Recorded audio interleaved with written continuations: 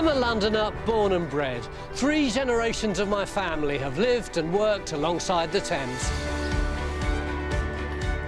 And I want to show you how today it's even busier and a bigger part of our lives than ever. Don't move! It's very difficult to interview you while I'm counting. How many have you got in there now? God knows. My journey will take me to its furthest reaches, from the Cotswolds in the west, cool, some-sized quarry, isn't it? To where the river meets the sea in the east.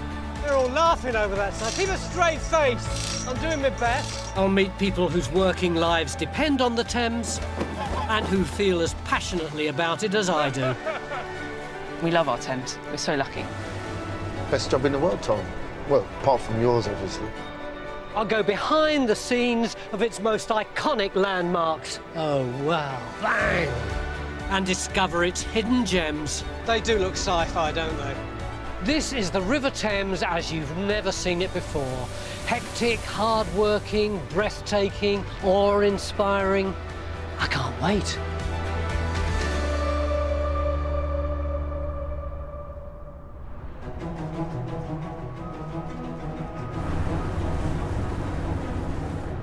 To me, a trip down the Thames always feels a bit like time travel. I want to show how the river is vital to our heritage. Sometimes preserving traditional crafts and trades, sometimes reinventing them to keep pace with our modern lives. I'm beginning in Greenwich, where the Thames has given an iconic relic of London's maritime past a whole new lease of life. Over there, just above the trees, you can see the masts of the 280-foot time capsule that's known as the Cutty Sark. She was once the fastest ship in her day, but since 1954 she's been nestled there, static, in dry dock. Cutty Sark was the Ferrari of the late 1800s. She was built for speed, with a sleek, streamlined hull and vast sail area. And she set world records on the epic 13,500-mile route from Australia to London's thriving docks, just down the river from here. It took a crew of around 20 to maintain her on the high seas, and the work doesn't stop now she's on dry land. Keeping a gorgeous mid-19th century sailing ship like this in tip-top condition is a real labour of love. I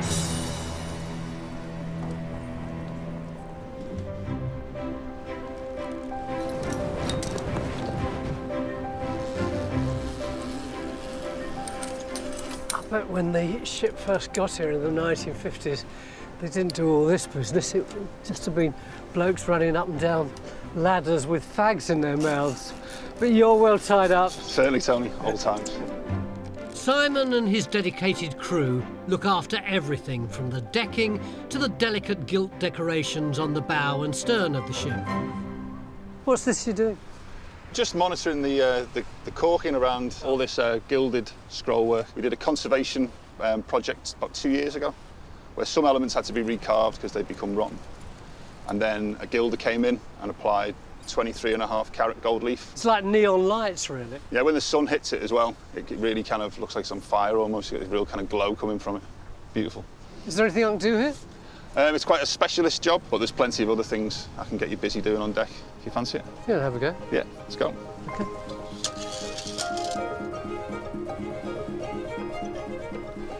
The thing that strikes me more than anything else on this deck is the sheer size of it. I mean, it's like a cricket pitch, isn't it? Yeah, 151 feet from stem to stern, 36 foot on the beam at the widest point. How often do you scrub it? Every morning we have the hoses out. What else do you clean? Everything, everything. Looking after the brightworks, Well, deck but houses. hang on, Brightworks. What does Brightworks any mean? varnished piece of timber Anything you see. shiny. So all the shiny teak you Yeah. can see. It's like painting the Forth Bridge, isn't it? Yeah, it's a job that will never end and never be finished. These days, all that gleaming woodwork has to withstand 250,000 visitors a year. No wonder it needs oiling. Probably the wear and tear on it now is worse than a whole year's worth of tropical storms. Yeah, I imagine so. So can I have a go at trying Yeah, to certainly. replace some of that tourist wear and tear? Get some oil on.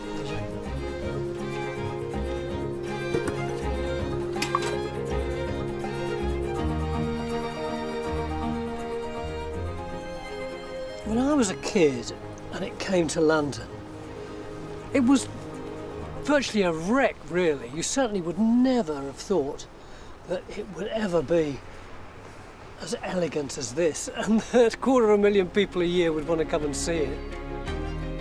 Cutty Sark first launched in 1869 to carry tea from China. But despite her cutting-edge spec, steamers using the newly opened Suez Canal were soon outpacing her. So Cutty Sark turned to the Australian wool run, where the trade winds gave her sails the edge. Oh, Simon, this is fantastic. Hi.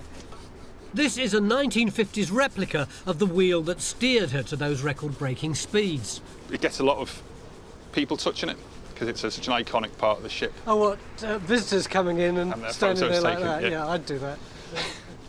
Like all of us when we get to 70, it's due some TLC.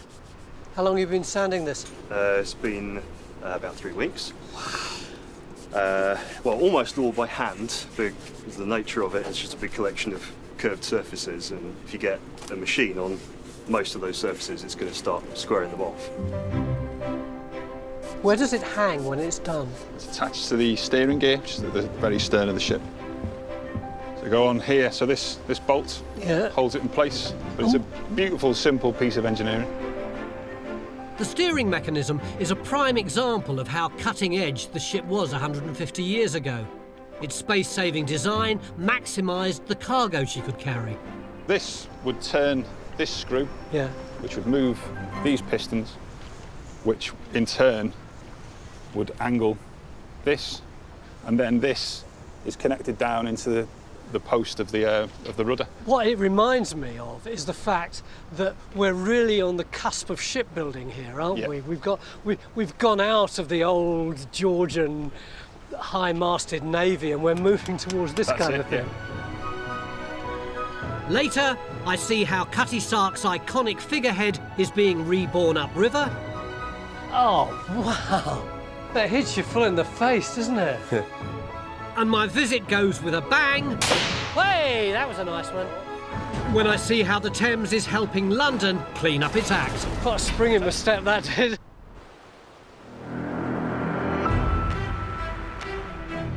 The Thames connects us to our past. It's got a long tradition of doing the capital's dirty work. And I've come to Erith in South London, where that's still true today. I love sites like that. All our cars, all our kitchens, girders, cables, greenhouses, all our civilization being mashed up. It's the apocalypse. Back in the 1800s, dust yards lined the river. Women and children did the dirty, dangerous job of hand-sifting piles of toxic coal ash for raw materials that could be sold on to the brick-making and fertiliser industries. Today, this vast riverside scrapyard tells a more contemporary recycling story on an epic scale. 300 tonnes of scrap are processed here every day, much of which is transported down the Thames by barge, cheaply and in bulk, to Tilbury docks.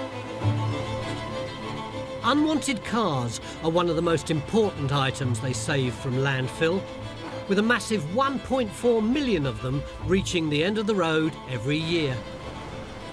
Their final journey starts with a weigh-in, and it's Sophie's job to work out what each car's worth. Our prices are based on the weight of the vehicle, the metal content and that. How many cars do you get through a day, do you think? Normally on average about 2 to 3 a day, depending on the day, every day's different. It can go up to about 10 or 11. And after a car's been weighed, It'll go over to the ELV. What's that mean? ELV stands for end of life vehicles. So we take out all hazardous waste from it, as in oils, engines, and we pop the airbags and things like anything that could be a hazard to our guys. And that's just down there? That's just down there. Do you reckon I could go and have a look? Yeah, go ahead. Cool, I think I can hear some metal being moved around already.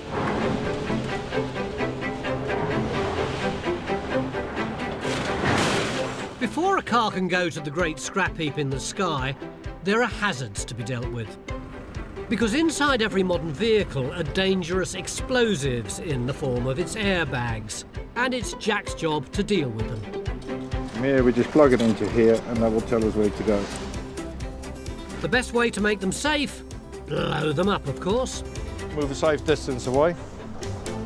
You can then start to detonate the airbags. OK. You want to give it a go? Yeah. All right. So press and hold left-hand side. 1, 2, 3. What? One go off. Hey, that was a nice one. Second one go off. Boff! She goes. I got it. And that's it. That's all done. Oh, put a spring in my step, that did. Next, all the chemicals have to be drained out. Sean, give us a wave. Hiya. It's a hazardous job, so I'm keeping a safe distance. You're draining off all the liquids, right? Just done the oil, going on to the petrol.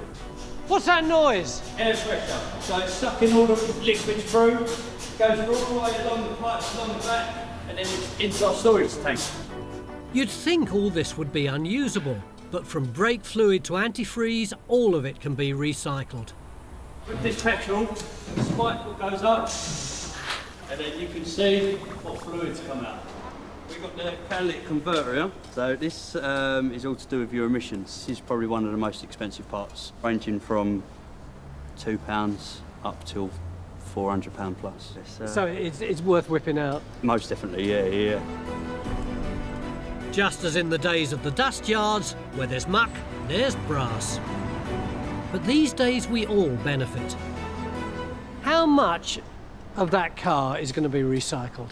The 95% gets recycled. That's impressive, isn't it? Everything what we can, even down to the dirt. What do you mean? We recycle the dirt. We'll build up our dirt, we'll lay it out, we'll go through a magnet, and it will be refined further and further until it becomes out pure. Everything what can be recycled, we do recycle. You hold on to that, mate. Don't lose it. That's worth a few, Bob. No, I will do. You tuck that away. Depollution done, it's time for the car to meet its maker. This is the bit I've always wanted to see. That's where the murdered bloke in the car goes into the crusher and he comes out like a little cube. OK, my imagination might be running a bit wild, but you've got to admit this feels just like one of those 1960s films about London gangsters.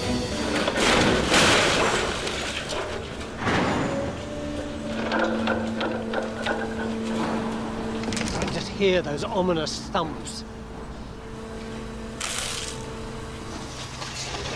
Hey! There it is. There's an arm sticking out. No, there isn't. Only kidding.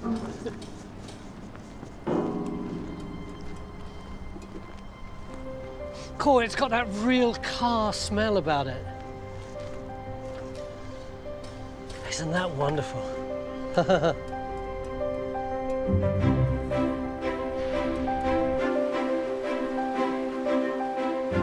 Like the dust yards before it, this place is on the river for a reason. Once every last scrap of usable metal has been salvaged, it's loaded onto boats and sent off to the next step in its recycling journey. Richard's got just 2 hours to get this barge loaded before the tide turns. It's a big old crane, isn't it? It certainly is. What kind of weight do you reckon it'll load the boat up with? That will load approximately about 550 tonnes. And what would a lorry carry? Approximately about 23, 24 tonnes. It's a massive difference. It is, yes. We obviously were using the River Thames, so we can send all our scrap down the river, keeping lorries off the road, toll charges down, emissions down. It's the same old story, isn't it? The Thames is your lifeblood. It certainly is, yeah. We'd be lost without it. And there she goes, heading down to Tilbury docks, from where the scrap will be exported all over the world to be melted down and made into shiny new metal. The Thames offers us different ways of doing things, and that's what these guys have done, helping to make London cleaner and more sustainable.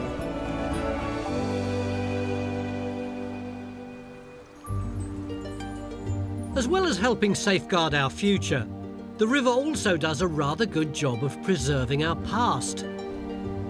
I've travelled 119 miles upriver to a picturesque spot on the banks of the River Thames, a tributary of the Thames. I'm here to meet England's last professional ship carver, Andy Peters, who's been given the once-in-a-lifetime job of recreating Cutty Sark's figurehead. Hiya, Andy. Hi, Sammy. Beautiful workshops. Yes, yeah, it's a nice location, tucked away, which is how I like it. How long have you been a woodcarver? Since I was 11. What inspired you to get into it? I've always been interested in boats. I was in the Sea Scouts, and one of the standard trips in those days was a trip to the Cutty Sark.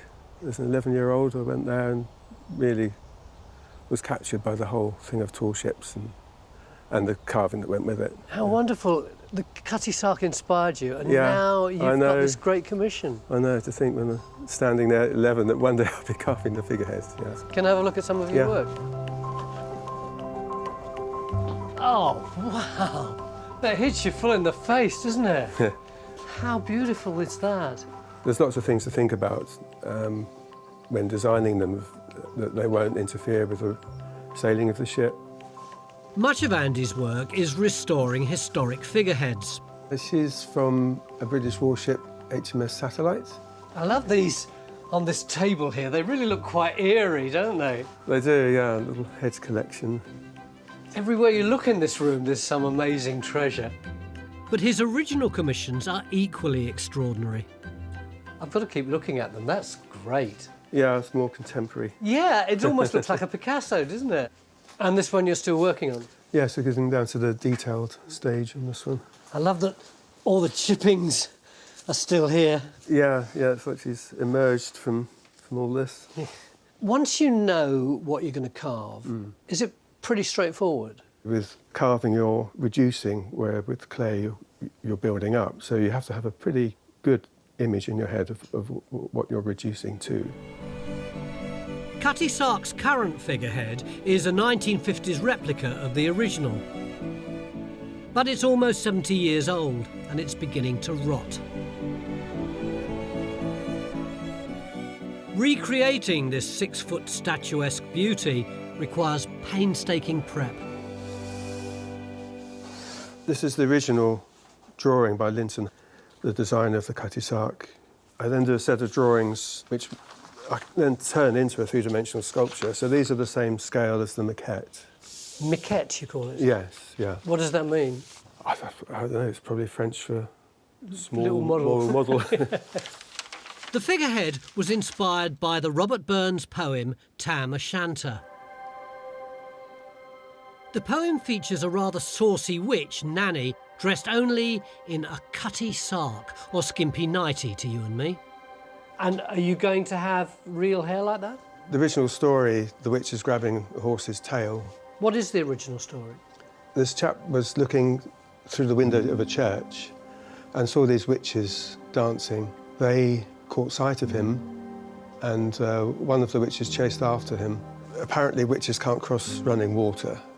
So as his horse was leaping this brook, the witch just managed to grab hold of the tail of the horse. So it's indicating that Cutty Sark was a very fast ship. And is ready to start roughing out the basic outline, and he's offered to let me help.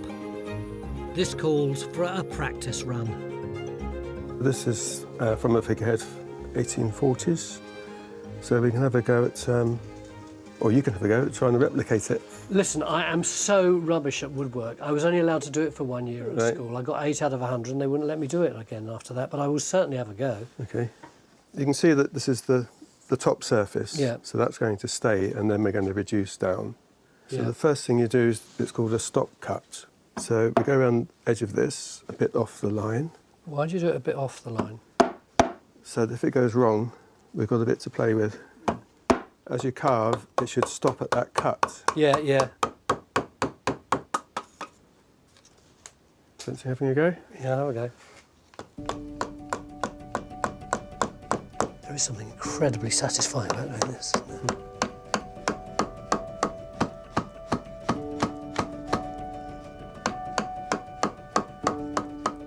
Well, I feel slightly more confident than I did a quarter of an hour ago.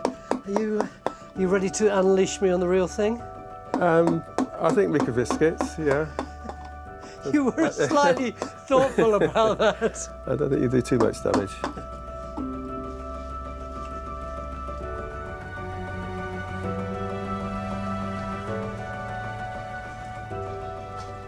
Is this it, or the basis of this? This is it, yeah. It's incredible. So far, Andy's created a carving block made up of layers or laminates of wood that have been glued together. What is this wood? It's shrubwood pine from north of Sweden. You have to be fussy about where you get the pine from. Very much so, yes. The further north the tree grows, the less summer growth there is. It grows much slower, much tighter grain, which makes it better for carving, and it's also more resistant to weather as well. I can see that this is going to be the arm, but Yeah. where's the rest of it in the wood? Well, it then narrows down to her waist. This is the bottom line of her dress. Then turns into a scroll, which has to pick up with decorations already on the front of the ship. This will become her flowing hair. You see a little bit there, which is front of her face, nose. Do you reckon every dockyard down the Thames would have had its own ship carver? Absolutely, yeah. It was a big industry. It's an honour to be following in the footsteps of those generations of skilled craftsmen. Deep breaths. Now, we're on the real thing here, so I'm going to be a bit more specific. Yeah. Keep it further out. Okay, yeah.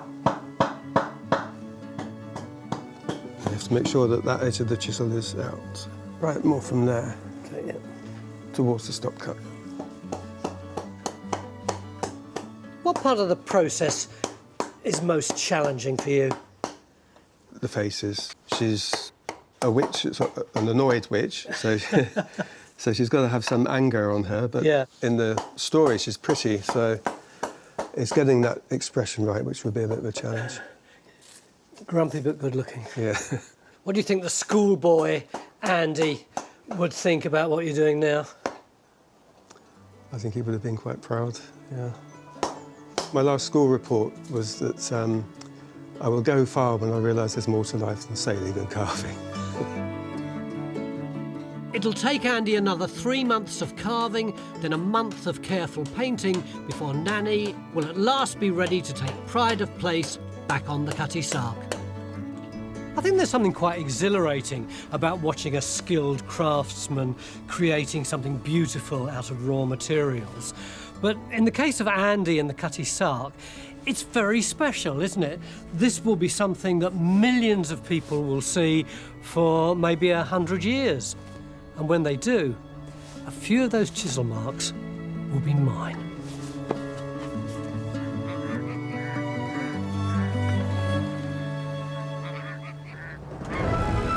Next, What's behind all these big doors? I discover how the Thames helps provide us with fruit all year round. So they've had their shower, now they have their hair dried. Well, it's not really hair, but you know what I mean. All along the Thames, you'll find evidence of our traditional trades and industries and our history. I've come to Kent and the Hoo Peninsula, which is sandwiched between the estuaries of the Thames and the River Medway. The peninsula's position marks the entrance to what's always been the nation's most important trade route, making it vital to defend against foreign invasion. As an island nation, the threat of attack on us from our enemies has usually come from the sea. And the first conflict we know about that had its mark on Hoo was the extended period of hostility between the English and French in the 14th century. So the locals built fortifications to protect the peninsula. But fast forward a few hundred years, and whose defences urgently needed an upgrade? This rather dinky fort is called Slough Fort, and it was built by a very nervous British government in 1867 when we were having a row with the French. Slough was just one of a chain of forts built in the 1860s, when France's developing artillery technology and expanding navy were putting the willies up the British military. To defend the Thames trade superhighway, Slough was kitted out with up-to-the-minute gear. It sounds a bit mad, but it actually had guns that were not like this, but were two huge disappearing carriages. What that meant was that you would fire the cannon out to sea and then they would sink into gun pits. You would rapidly reload them and they would come up again and fire again. They were terrifying, really, really big, but also incredibly slow. They didn't stay in fashion for very long at all. The French threat never materialised, and by 1914, Britain and France were allies, fighting together against Germany, and the fort was pressed into service as a command post. After the First World War, it fell into disrepair. It picked up again as a defence structure in the Second World War, but no shot was ever fired here in anger and became a ruin again. Thankfully, it's now being restored to remind us all of the Hoo Peninsula's vital role in defending the Thames. Moving 4 miles inland, I find a traditional Kentish industry that's thrived here since the 17th century. Fruit farming. Warm air from the Thames Estuary and the River Medway create a mild microclimate perfect for growing. And it's within easy reach of the capital too. So historically, the fruit could be transported by the river to London's burgeoning population. And today, judging by this epic orchard, the fruit business is still flourishing.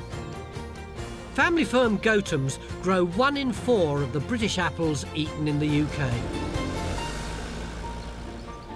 Cool, Darren, you look more like an archaeologist than a tree grower with all the tech in the back of your car. Darren's worked in the fruit trade for 32 years. We use satellite mapping to actually tell us what's in the ground, so we know how good it is, what kind of tree would be the best kind of tree to plant on that site. It also tells us when we come to feed the trees, what areas need it, what areas don't. We've also got soil sensors in the ground which tells us when we need to actually irrigate and fertigate to keep the trees healthy. Why are the trees so small? Years ago, trees were much bigger rootstocks, so they grew very big trees. Gorgeous, beautiful things. They were. The problem with that is they grow a lot of wood. Now, what we're actually trying to do is maximise the amount of fruit that we grow. After all, that's the crop we want to pick. So all those big branches just put energy into growing themselves rather than into Exactly. the fruit. By doing it this way, we can prune the tree to let light in all the way down the tree, so that all the fruit colours at the same time, makes it easier for when we actually come to pick the crop. It's a far cry from my idea of an orchard, which, let's face it, is probably a bit romantic. The variety we're looking at now, Gala, is grown all over the world, so it's not just a variety that we sell, so we have to be competitive. Apples used to be a seasonal treat, but now we've got used to having them all year round. Gotham's have to compete with suppliers from abroad, so they use the latest technology to make sure the apples they harvest in autumn stay fresh for months afterwards. What's behind all these big doors? Well, obviously we've seen where the fruit comes from in the orchard. This is where it ends up.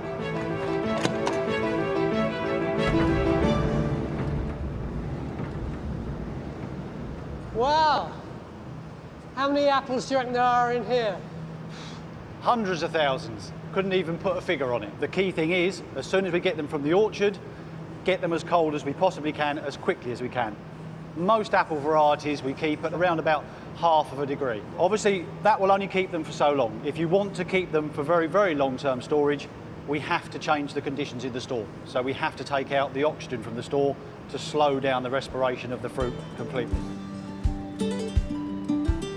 This is the total opposite of my childhood experience of apples, which was about apples in your pockets, in paper bags, in satchels, some of them with worms in, some bruised, some have gone a bit bad, so you cut the bad bit away with a knife. Here, they're all perfect, they're all beautiful, and they're all scrutinised technologically all along the way. They're even put to sleep for months, like Sleeping Beauty, and then they're woken up again.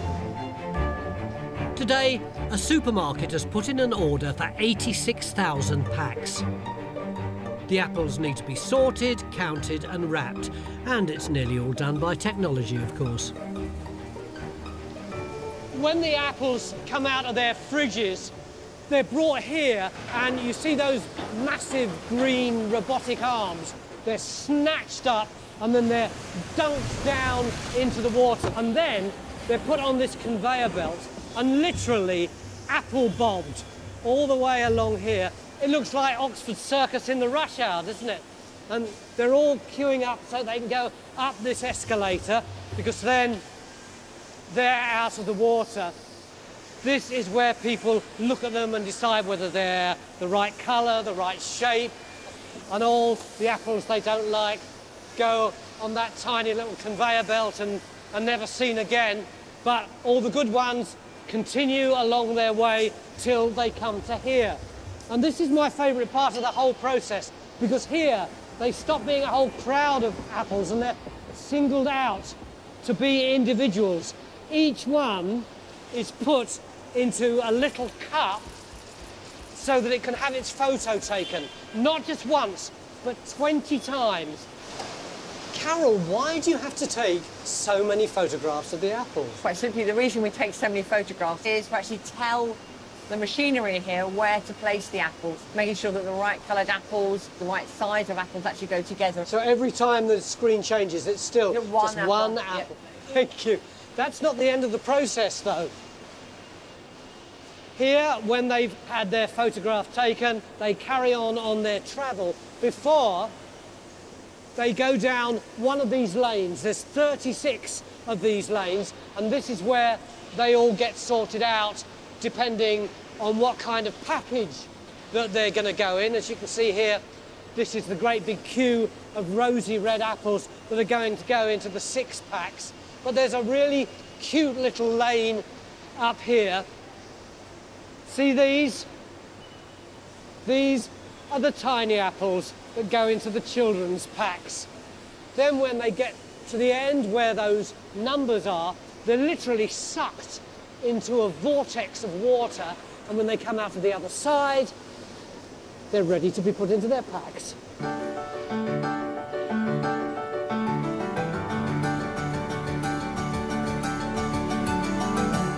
And this is the very final act of the show. Here is where they're given a final shower. Then they go all the way along here to this huge hairdryer. So they've had their shower, now they have their hair dried. Well, it's not really hair, but you know what I mean. And then they race along here. And what's happening here, Carol? Basically, we're just doing like a real final visual check, just to make sure that all the fruit's absolutely perfect for when it goes into the pack. Yeah, yeah. So this is actually the packing machine? This is actually the packaging machine, yeah. Wow. All ready to go, ready to go on sale.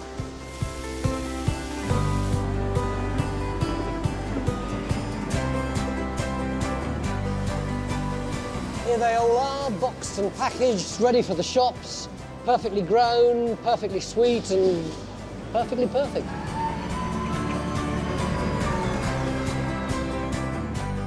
Thanks to cutting-edge tech, the rich centuries-old Thameside soil now gives us English apples all year round. As a kid, I'd never have believed it was possible. Next, I get roped into making some of Cutty Sark's 11 miles of rigging. My Fitbit's going off the scale this morning. There's no better symbol of the way the Thames keeps our heritage alive than the Cutty Sark. Today, her extraordinary 11 miles of rigging looks exactly as it did in the 19th century, thanks to a remarkable business 35 miles downriver.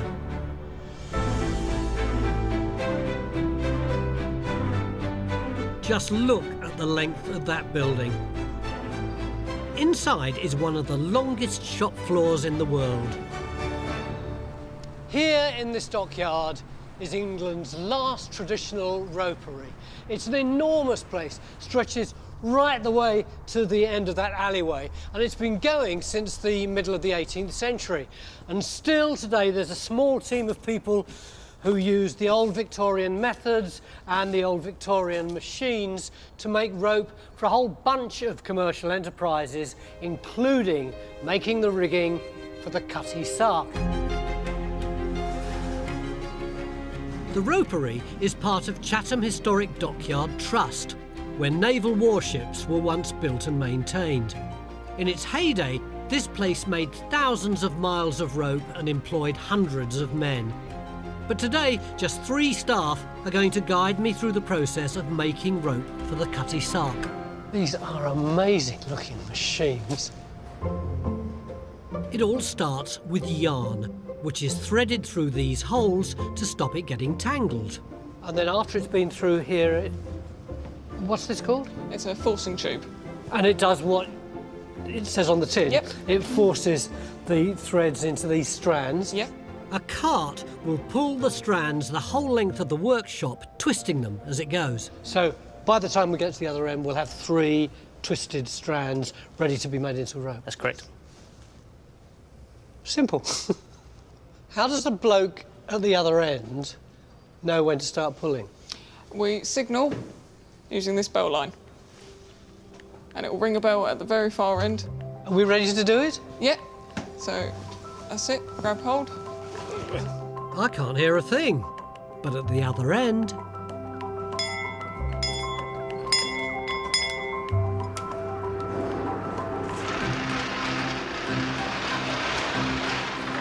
Yes.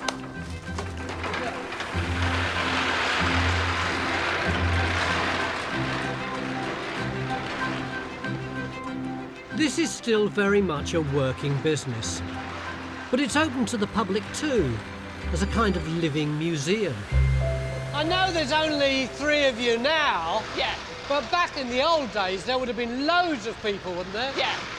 So you're looking at between 150 to 200 men. So it'd be very noisy. At the other end, the 3 strands are taken and attached to a new machine. Yep. And back we go. Look, there's the rope being made. My Fitbit's going off the scale this morning. Bosh. We now have our 3-strand rope. All 280 metres of it. And a pair of aching feet.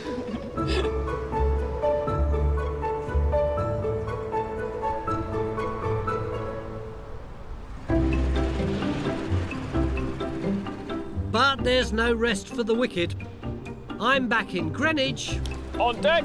To rejoin the crew on board the Cutty Sark and see how new rope from the Chatham Ropery is used to maintain her authentic rigging. What are you up to? We're going to splice an eye in the halyard for the inner jib. I don't understand any of those words. Right, OK. That's the old one. Yeah. Which is a little bit tired now. So we've got to take that bit out and put a new one in. So basically, this splicing is an elaborate form of knot in this particular case. It is. It's like weaving. You've got your 3 strands, and all you're doing is going over and under and over and under and over and under. There's our splice with a bit of a barge taper on it, we call it. So all right, we're sitting comfortably on the deck doing this, but do you have to splice up there? Yes, yes. And presumably they would have done that at sea. Yeah. You've got stories of clippers like this would be, they'd have sails blown out of them in storms. They'd have topmasts and topgallant masts blown out of them, and you'd have seamen aloft re-splicing it. Cutty Sark's state-of-the-art rigging controlled 32,000 square feet of sail, and that helped her achieve record-breaking speeds on the Australian Wool Run. Today, Chris is manning the ropes. So what does this little rack do? So these ones here control the sails that are on the mizzenmast here. Yeah. And if you want to let this rope off here. Yeah. Just undo the figures of 8s. Yeah. That's it. Yeah. And now if you pull on that, Yeah. with all your might,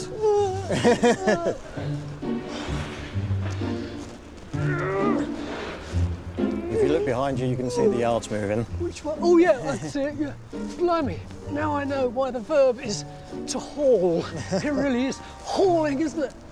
There we go, and you brace round hard there. Hey, oh, blimey, it's heavy, isn't it?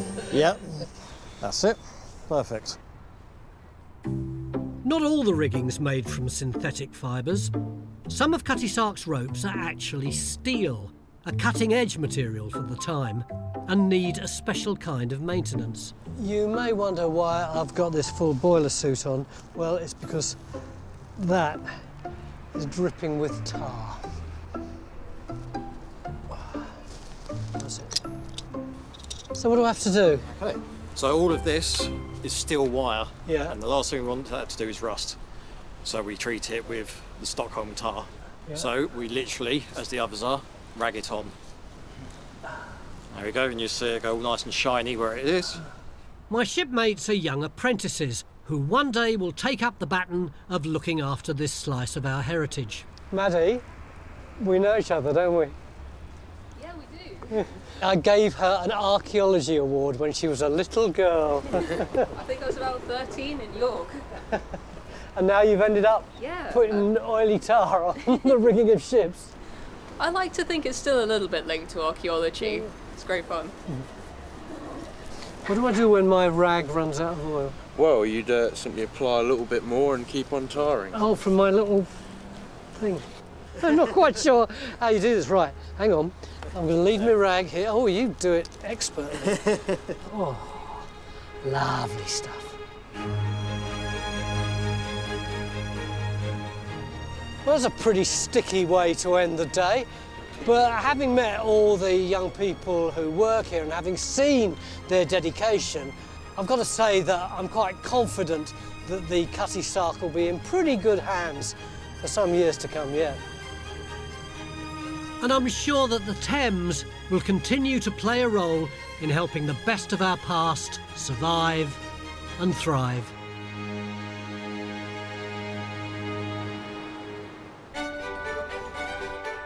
Next time, it's like a floating Battersea power station. I try the cut and thrust of the market. You got to take 6 at a time, Tony. He only gave me 3. You better stick to that acting game, I tell you. Meet an aspiring Paralympic rower. Get set. Go. And win the oldest man in the yard contest. How old are you? 72. I'm 73. Oh, well, I'll bend down there. Yeah.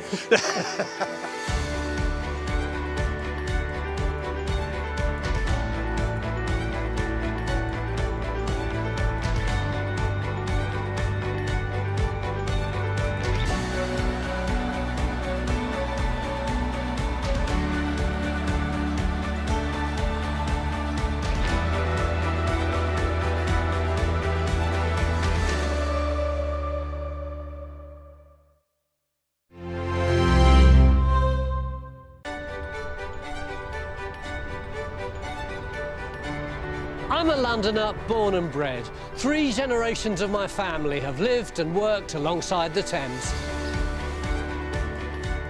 And I want to show you how today it's even busier and a bigger part of our lives than ever. Don't move! It's very difficult, to interview you while I'm counting. How many have you got in there now? God knows. My journey will take me to its furthest reaches, from the Cotswolds in the west, cool, some size quarry, isn't it? To where the river meets the sea in the east. They're all laughing over that side. Keep a straight face. I'm doing my best. I'll meet people whose working lives depend on the Thames and who feel as passionately about it as I do. We love our Thames. We're so lucky. Best job in the world, Tom. Well, apart from yours, obviously. I'll go behind the scenes of its most iconic landmarks. Oh, wow. Bang! And discover its hidden gems. They do look sci-fi, don't they? This is the River Thames as you've never seen it before. Hectic, hard-working, breathtaking, awe-inspiring. I can't wait.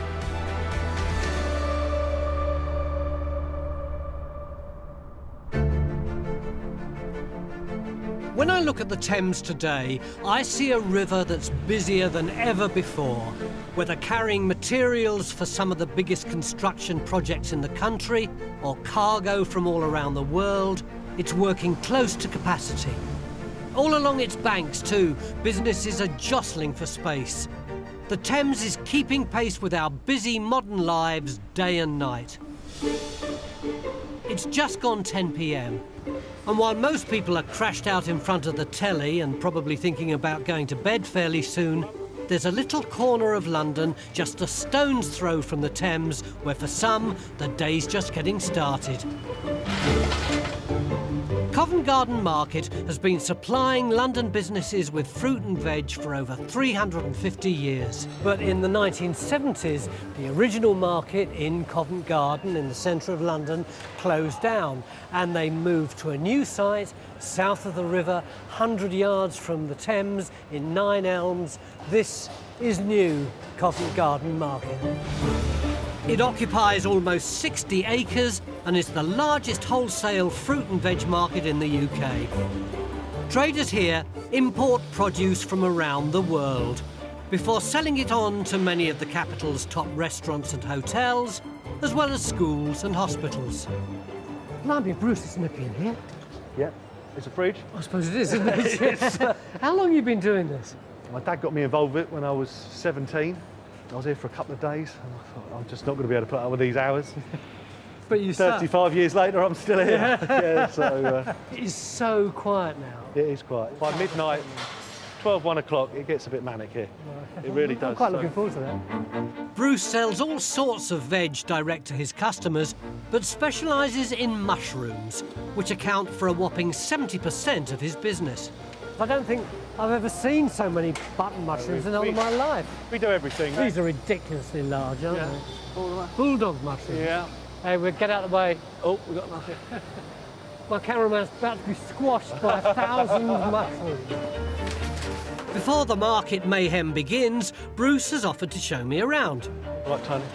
Hi, this is Justin. 200 businesses have shelves piled high with an array of fresh produce from around the globe. So how's all this stuff got here? I beg your pardon. Right, a lot of this produce comes through. Look, if I'm interviewing you and you're eating a plum, yourself. I'll have to have one too. Go on. Yeah, Yeah. So yourself. how does it get here? European stuff normally comes through the Channel Tunnel 9 times out of 10. Yeah. A lot of this stuff out to like South America, South Africa, comes in via container. Like your Tilbury Docks, your London Gateway. So all this came up the Thames? Yes, sir. Being here makes you realise the Thames is vital to keeping us well fed. Thank you, Sir Toby. Thank you, Sir Justin. But not everything here is destined for our hungry tummies. Does that say what I think it says? It does indeed. London Zoo London primates. Zoo. So we supply the animals at London Zoo, and their policy is if you won't take it home and serve it to your family, don't send it into the animals. Oh, really? So this isn't all top rubbish? quality. All top quality. Look, there's a whole load here for birds. Yeah. Every section's got their own dietary needs. Reptiles, yeah. Reptiles. Yeah. Oh, that's so cool. Fantastic. Can you make it a bit less? Yeah, no, I can't, I'm afraid, sorry. Number one wholesaler in the country, see that? 2019. Yeah? Did you borrow that jacket off somebody? That's it. No, I bought it down there. You the competition then? To whom? Him. Nah. We like kicking a three-legged dog. Next, things hot up as the orders come thick and fast. All night. You've got to take 6 at a time, Tony. He only gave me 3. You better stick to that acting game, I tell you. The Thames is busier than ever, not just on the water, but on its banks too. When the old Covent Garden got too congested, they moved the fruit and veg trade market south of the river, just 100 yards from the Thames. Most of the action takes place after midnight. Tony, we've got a customer here. You can serve a customer. Have you come up from Norwich today? I certainly have. How often do you do that? 5 nights a week. Oh, it's a long drive, isn't it?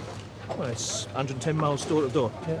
We do know that because we've done it a few years. So, what do you want Can I tonight? take his order, for God's sake? Yeah. You going to take me order? Yeah. Lovely job. For Mr. Fruity, because I buy for another person as well, so I want 7. Mr. Fruity? Yeah, Mr. Fruity in Norwich. You're not taking a mick? And I'm not, no. Mr. Fruity, I require yeah. 7 watercress for him. Yeah. Are you training to be a salesman?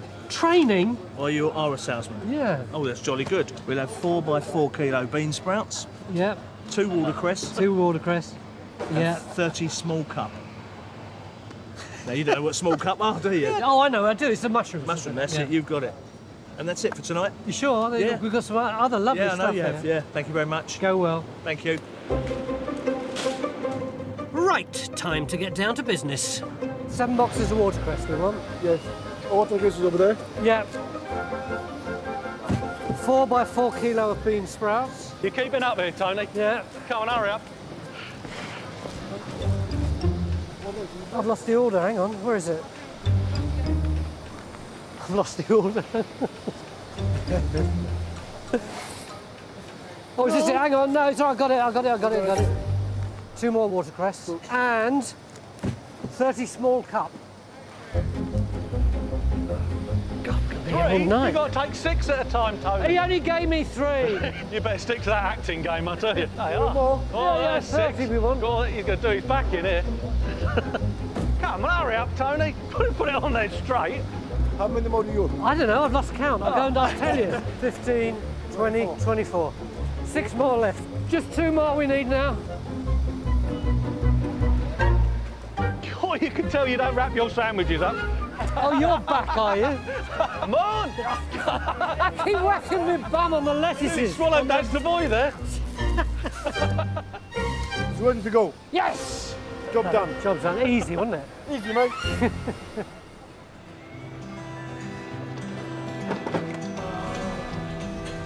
I don't think I've ever been in a working environment like this before in the whole of my life. Everything's off you go, mate. Everything's really relaxed. Lovely. Just over here, Tony, on this vehicle here. And then suddenly it's kind of chaos for about 3 hours. And then, poof, it's all over. And it's incredibly exciting, and the people are absolutely brilliant, and I had a great time. Just one thing, I don't want to see another one of these for the rest of my life. Fantastic. Are we done? We're done, Tony. Thanks very much for your help. That's all right. It's been an absolute pleasure having you down in New Covent Garden Market. Oh, I loved it. Great stuff. See you guys. Take care. Thanks Bye, a lot. pal. Cheers, Tony. Oh, I think that's time for bed.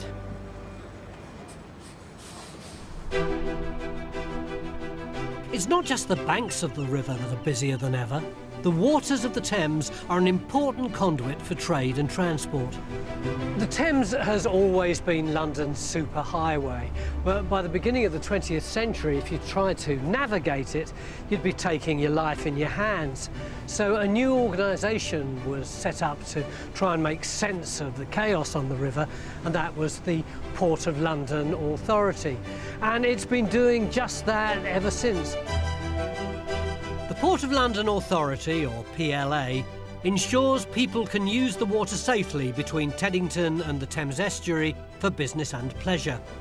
One of their key tasks is providing specialist pilots to help ships navigate the trickier stretches of the Thames. Today, they're handling a very special vessel. The machine that is coming upriver today is absolutely massive. It's 68 metres by 28 metres. Took over a year just planning to get it here. But the responsibility for bringing it through the narrowest and busiest part of the River Thames lies fairly and squarely on the shoulders of one guy, the Port of London Authority pilot. This strange-looking vessel is a gargantuan barge. They're used to transport everything from submarines to construction machinery, like today's cargo. That vast blue cylinder is a £15 million, 780-ton tunnelling machine called Selina. Once delivered, she'll begin work digging a new sewer under London. Selina's journey started 187 miles away in Rotterdam. One PLA pilot picked her up in the North Sea, another brought her from Gravesend to Rainham, and now a third is taking on the challenge of bringing her from Woolwich into Chambers Wharf in central London. He's way out there somewhere, so I'm going to hitch a lift with this PLA boat to check out how he deals with handling that giant machine. Thank you. I'm not joining the pilot himself. Instead, I've got the best seat in the house with Terry Lawrence. He's spent an entire year planning every detail of this epic operation. All he can do now is watch the final stage with me. It's a journey lined with obstacles. It's like a floating Battersea power station. But those 4 legs sticking up are a crucial part of the plan for when the barge finally docks. They go down into the Thames? Yes. They'll go down, it's estimated about 7 to 8 metres into the riverbed. Then the barge itself will raise out the water and come level with the berth at Chambers Wharf. So the machine can be rolled off from down a ramp. For that plan to work, the pilot must time his arrival very precisely to fit in with the tide.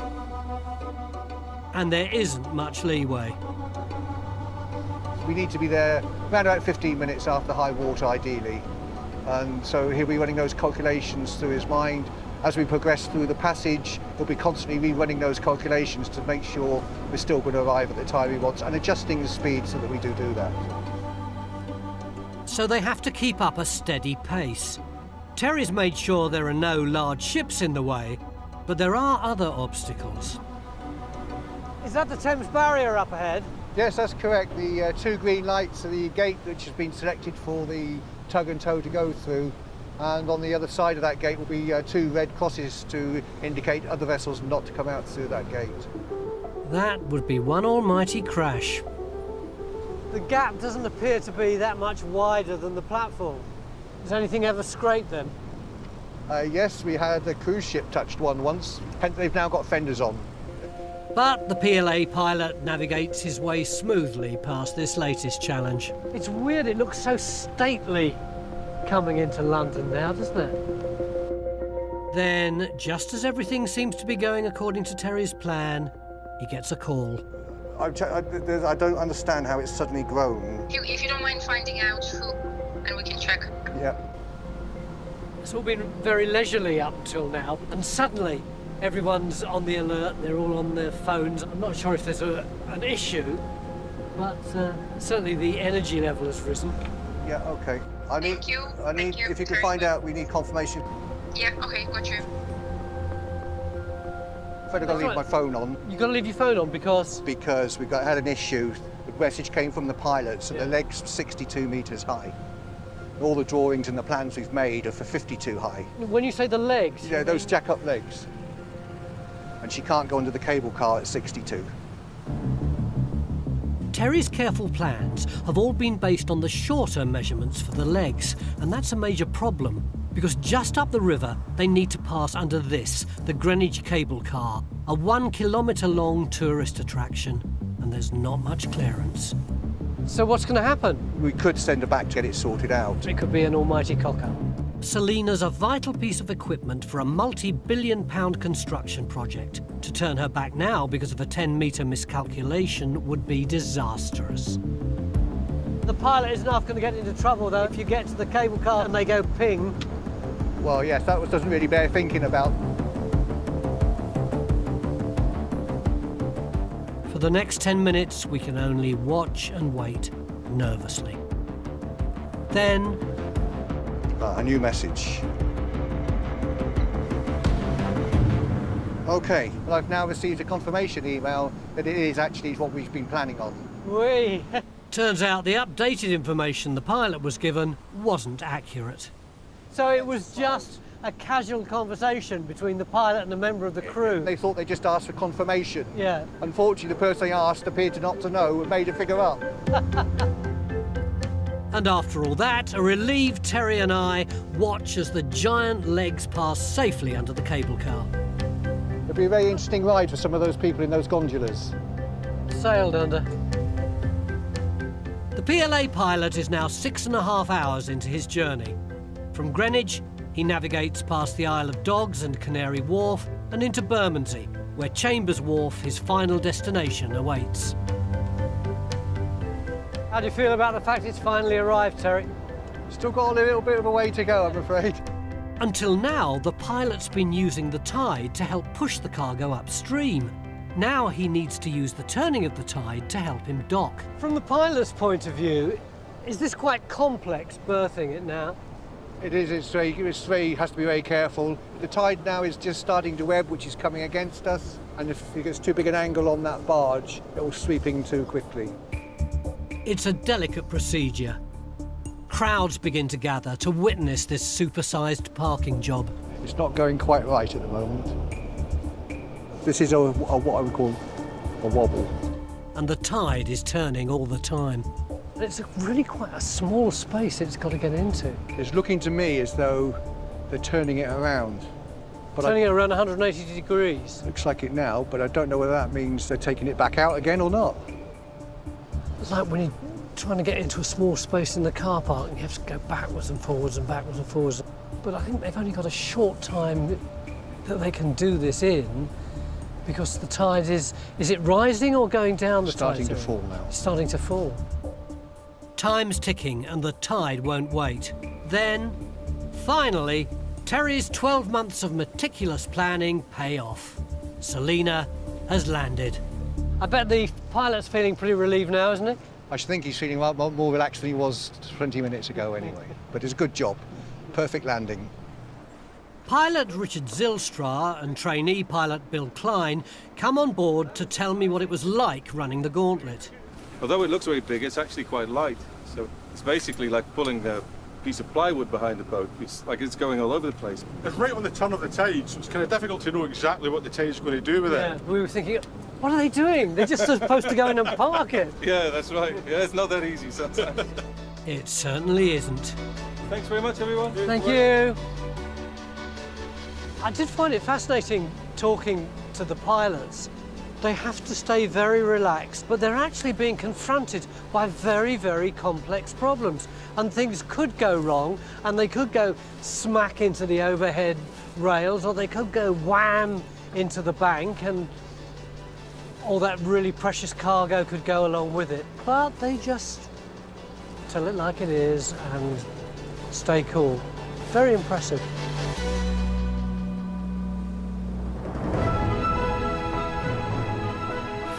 Next, Paralympians push the boundaries upstream. On your marks. Get set. Go. Come on, mate, you've got 30 seconds. The Thames isn't just busy with cargo and businesses. It's home to over 400 sporting events, and it's an important training ground for some of our top athletes. I've come to Marlow in Buckinghamshire.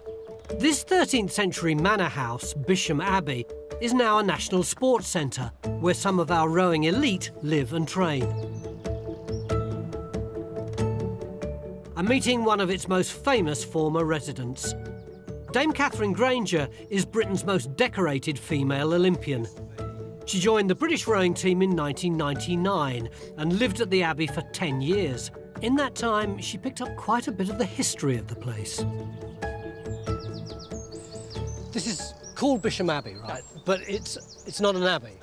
No, it's not. It's not. It's officially a manor house built around 13th century. Henry VIII had it at one point. Bought it for Anne of Cleves. She got it in the divorce settlement. Oh, they'd only been married a few months. He was bribing her to get rid of her. I mean, this is nice. Get there. At least she kept her head and the house, Yeah. so she got everything. Can we see your room from here? That window right up there. Yeah. Overlooking the river. That was home. Ah. I know. The Thames is your river, really, isn't it? Ah, well, yeah, I'm sure it's many, many people's river, to be fair, but I have spent, enormous amounts of years, many, many hours. There are some wonderful moments when you're just in the middle of that river and, you know, it's just you and the boat and nothing else and no one else around you. You're just in the heart of nature. You know, it's the Thames, it's like any piece of water. Some days it's your best friend and it's calm and it's welcoming and you can't wait to get out in it. Other days, in the depths of winter, you know, it's a torrent, it's running fast, there's eddies everywhere, it's got a darker personality, but I think that's what I love about it. It's different every single time you see it. It's funny that you should say that, because I've just been walking up and down it for the last 2 years. Of course. But I feel that way about it now. Yeah. Training on the Thames laid the foundations for Catherine's phenomenal success. How many Olympics did you take part in? I covered 5 Olympics. And how many gold medals did you get? 1 medal from each of the games I did, so Yeah. 5 in total, and a bunch of world titles in between that. A bunch of world titles. A few gatherings here and You're there. so modest. I loved it. I honestly, I loved my time as an athlete. It Yeah. was such a brilliant time. Olympic and Paralympic sport was just coming into its incredible period of recognition and celebration in this country, and to be part of that world was so special. Catherine trained just along the river, at the club that was also home to 5 times Olympic gold medalist Sir Steve Redgrave and scores of other successful British rowers. Marlow Rowing Club is one of the top rowing clubs in the country as far as winning medals at competitions is concerned. But it's also become a hub for Paralympic stars of the past, present and hopefully the future. I'm here to meet 2 of them. 6 times world champion and British Paralympian Naomi Riches is another gold medalist. She's been training here for 15 years, and today she's using me as a sat-nav. What's my job then, Naomi? Well, you're going to be my eyes on the river today. With my visual impairment, I can't, like most scullers can, look over their shoulder and take a snapshot of where I'm going, which is how most people steer. So you're going to have to be telling me whether to pull on my left side, my right side, and if I need to stop because I'm about to crash, just shout. Did you have this impairment when you started rowing? Yes, I was diagnosed when I was 8 weeks old with achromatopsia, which means I have absolutely no colour vision. I struggle with bright lights, hence the hat and the glasses when it's not particularly sunny. And I can't judge depth and distance and the speed of moving objects, so hence you being my eyes today. And you actually trust me to do that? Of course I do, absolutely. Crazy fool. Naomi, do I tell you when to start or do you tell me? You tell me. OK, clear if you go now. I should have checked my boat was ready first. I didn't realise she'd be going quite this fast. You can go right, just a tickle.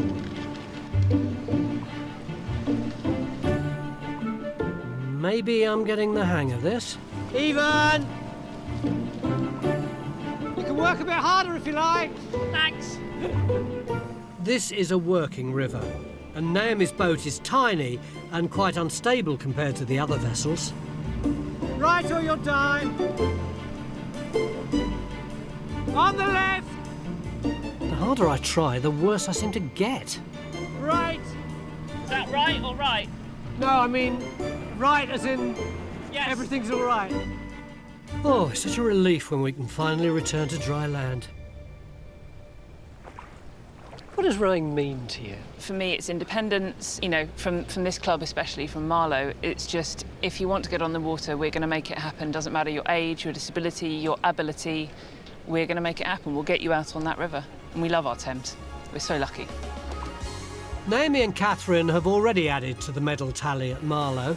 Hoping to join them is Kingsley Ijoma, who moved to the UK from Nigeria when he was 14. So I had polio. I was disabled when I was 9 months old. So my legs are very weak, so I have to get around with a wheelchair. So what I need is to train the upper body so I can use the power of my arms to represent the push in my legs. That's been made possible by the special rowing equipment they've developed here. What I'm doing here is a fixed seat, so I'm strapped onto it, which gives me the balance I need to just use my upper body. How have you done competitively so far? So last year I qualified for the Paralympics. Oh, you qualified for Tokyo? Yeah, so Tokyo will be 2021. He'll become the first ever male African rower to compete in the Paralympics.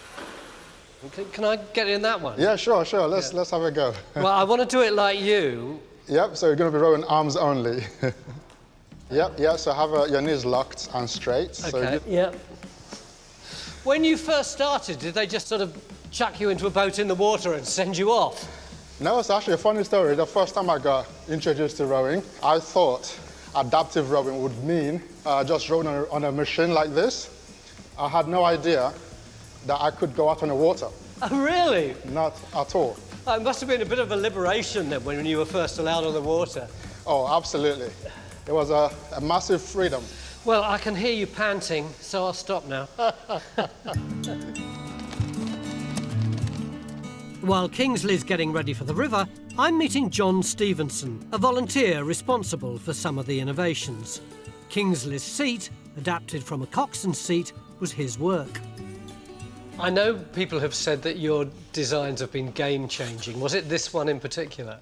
Yes, it went out on the internet and I understand other people have copied it, so... You are very modest. How old are you, John? 81.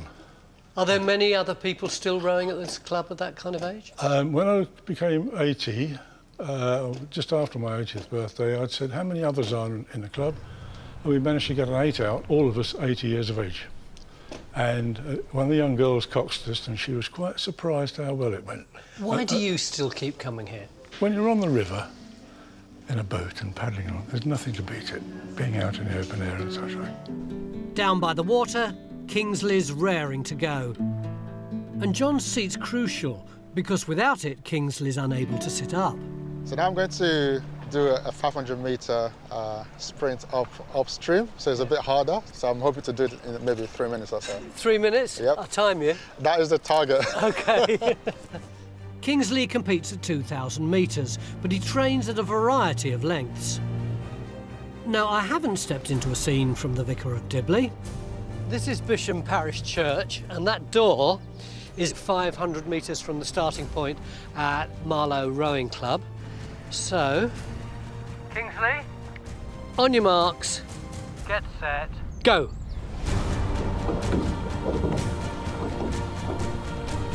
I can see him, and it's actually only 1 minute 17 gone.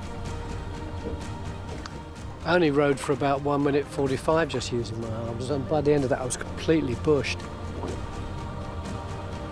Come on, mate, you've got 30 seconds. Come on, Kingsley. I think he's going to do it.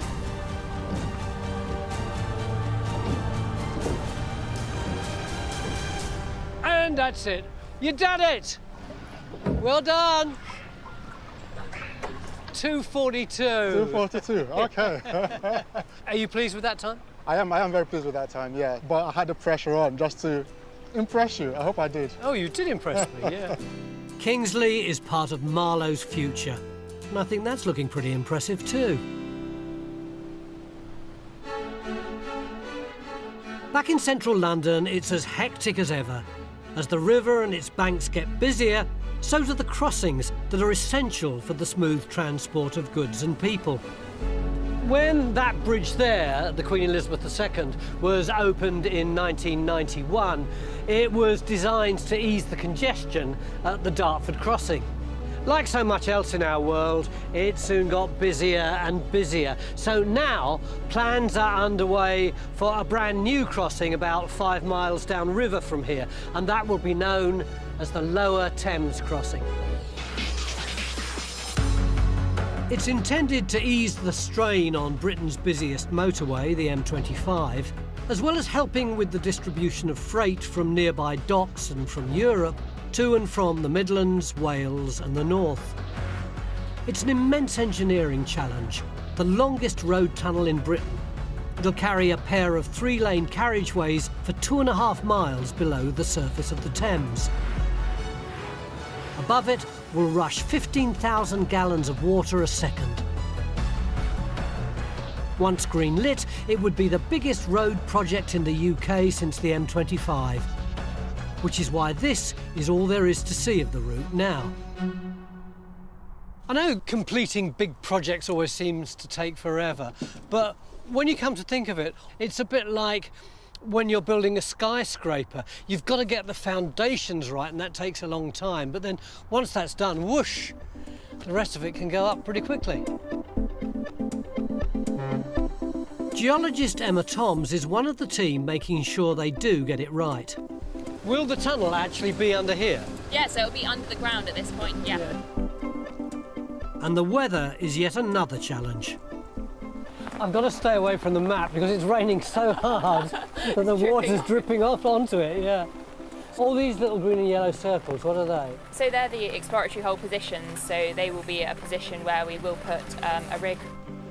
There are over 700 of these drilling sites, each painstakingly taking multiple rock samples. They've been doing this for 2 years and have already extracted thousands of cores. They're not the first engineers to face the challenge of tunnelling under the Thames. Tunnelling under the Thames. 1825. Isambard Kingdom Brunel and his father Mark, the greatest engineering minds of their age, find inspiration from the humble shipworm Teredo Novalis. They copy it to create the world's first tunnelling shield, digging at the front, building at the rear. It takes 18 years, but the world's first underwater tunnel is completed in 1843, joining Rotherhithe to Wapping, a wonder of the age. Now, the year is 1897, and the Blackwall Tunnel becomes the longest underwater tunnel in the world. Fast forward 66 years, and the Dartford Tunnel is opened. 28 years later, capacity is raised by opening Europe's largest cable-supported bridge. The bridge and tunnels were designed for 135,000 vehicles a day. Now they carry up to 155,000, making Dartford Britain's busiest crossing. If the Lower Thames crossing is to join these feats, the core samples must give up their secrets in the lab. And what a lab. It's like something out of Indiana Jones, except he was an archaeologist. Here we have geologists, scientists and engineers, all busy discovering exactly what type of ground the tunnel will go through, which will affect its design. And this is where the cores come to once you've got them out of the ground? Yeah, so on this side is where we've got the long-term storage of all of the cores. It's a lot of cores, isn't it? Yes, we've got hundreds of metres of core that's been drilled over the last couple of years. I've dug loads of archaeological sites in my time, but handling rock from deep underground is a new one on me. And so this is what the rock looks like. This is really the same sort of texture as cream cheese, isn't it? And when they're tunnelling, they'll be going through quite weak chalk. All of the tunnel will involve boring through chalk, but north of the river, that chalk layer is buried under clay. Oh yeah, this is very different from the other one. So this is an example of London clay, and a lot of the infrastructure in central London has its foundations built in this. Can I touch it? Yeah, absolutely. Oh, yeah. It's more like chocolate, isn't it? Is this easy to drill? Yeah, so a lot of the tunnels that are in London, especially the London Underground, are tunnelled through this type of material. And because clay is impermeable, it's quite easy to tunnel through because the clay doesn't let the water through. So do we have less underground on the south of the river because it's not made of London clay? Yeah, exactly. In the past, when we didn't have the technology, it would have been much harder to drill through chalk because there would have been water coming into the tunnel. Having all these different scientists and geologists in one place brings particular benefits. If they find something that's slightly unusual in a core, they can discuss it and share that knowledge. Do you have showtime, like in primary school? Yeah, they actually do. Wednesday afternoons, they sort of bring a show and tell, and they can talk about the things that they found that week that might be interesting for everyone else working on the project. That is very cute. This is a colossal project. Anyone who lives or works around here knows how difficult it is to get from the East Midlands and East Anglia and South East England across to the west. And frankly, if you're a lorry driver, it's virtually impossible to cross the Thames anywhere in London. But as is the case with all projects like this, there are many, many voices involved in the ultimate decision. One thing's for sure, though, if it does get the go-ahead, the work of Emma and her team will provide the foundations for the build to go smoothly and successfully. Next, I win the oldest man in the yard contest. You're younger than me, you can bend down, I can't. All right. How old are you? 72. I'm 73. Oh, well, I'll bend down then. Yeah.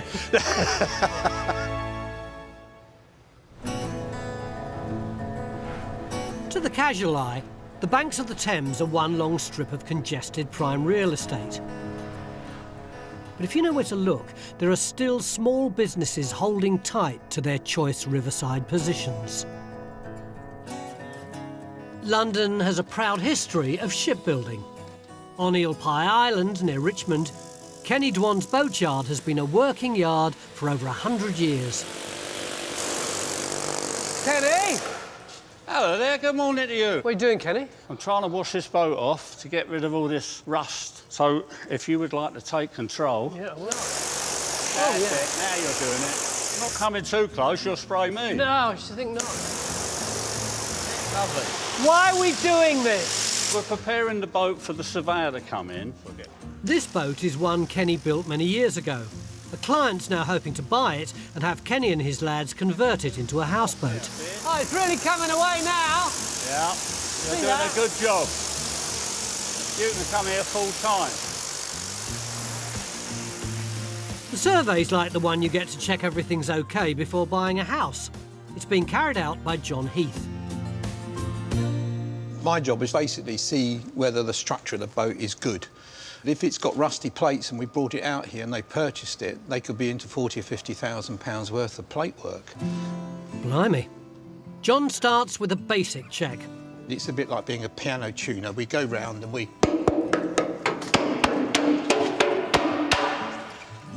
And was that all right? Yeah, it's good. I'll take his word for it. We're just going to now... Then things start to get a bit more high-tech. Flew out, didn't it? If you're a pregnant woman, it will be the same stuff that you use. Press it on, hold it. We're checking the thickness of the hull to see how much has rusted away. Yeah, 4.8. 4.8, so that's good. If this boat's hull was brand new, it'd be 5 millimetres thick. Yep, 4.6. So that's a 4.6 reading. That's what I'd expect. So far, this hull's looking shipshape. Across the yard, Kenny's busy with the next job. We've got a boat coming up this afternoon that weighs about 90 tonne. So if you would like to hold that tape and keep it on the end one there, yep. I'll walk down the slip. To the far end or the near end of this? Your end. OK. Can you tell us in pounds, shillings and pence? 42 foot. That's it, that's perfect. This is so good, living history using tried and trusted technology. Today, much of the work is servicing the houseboats that have grown in popularity recently. How do you get the boat up onto this? This will be lowered right the way down into the water. Oh, I see, this whole thing moves. The whole lot goes down the slipway, yeah. Yeah. And then as the tide comes in, we float the boat on, then we winch it right up. Does the tide come up this way then? It goes right up past where you're standing, yeah. Really? Yeah. It's a really simple technology, isn't it? That people must have been using for donkey's years. Well, this yard's been here over 100 years. These trolleys are the same trolleys. Ken is in his element, surrounded by all this lovely old stuff. And the only next job we've got to do is grease the wheels. If you're younger than me, you can bend down, I can't. All right. How old are you? 72. I'm 73. Oh, well, I'll bend down then. Yeah. Yeah, this side, Tony. Right, go on, give it a squeeze. Oh, lovely. Okay. How many boatyards are there around here? Up here, there are only 2. On the whole stretch of the Thames, there are 4. That's not many, is it? No. Well, the land is worth so much money. They earn more money out of building houses and flats than they do out of running a boatyard. It's getting to the point, if we lose any more boatyards, anyone that's got a boat in England will have to go over to Holland or Belgium or France. But if there's only 4 left, does that mean you're going to be able to work in a week? That means we're full up now till the middle and end of next year. Kenny comes from a long line of rivermen going back 500 years. Keep the rope there, but just jump aboard. And then just slack that off as she comes, but don't let it go. Some of his team have been with him for 2 decades. They're good old boys, your boys, aren't they? Yeah, they've been here a few years. If you ever turn round the handrail, go right to the stern end and just hold her on that handrail. As the tide rises, Kenny's team are themselves a well-oiled machine. Well, they started doing this about 1 o'clock. It's now 4:05. But the way they've just ever so elegantly sneaked such a long boat round and through that gap. Time-consuming, but quite brilliant. And with her finally in position, up we go! She's hoisted in using the original 150-ton winch that's been pulling boats onto this slip since 1907. A few mussels on there as well. We had a boat come up here once. As we pulled it out, there was water squirting out in all directions. I thought, bloody thing must be rotten. It was all the freshwater mussels. I just spitting out the water out there. Oh, thank God for that, yeah.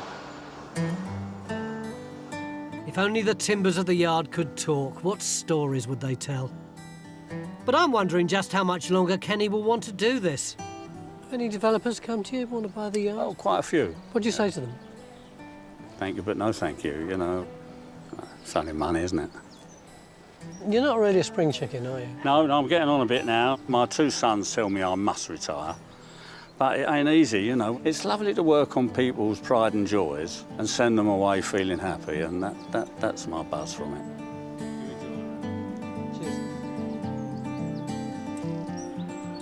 I reckon Kenny's got it sorted. Find something you like doing and keep doing it for as long as you can.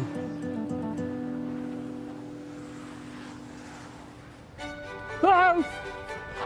Next time, here we go. I cause havoc on the Thames. On a voyage of discovery. They're just on the horizon. To find the most surreal. Why am I doing this? Daring. It's madness. And radical ideas. It's gorgeous, isn't it? Phew! Inspired by the river. Yeah, you do the easy one. I did the up. My biceps really hurt.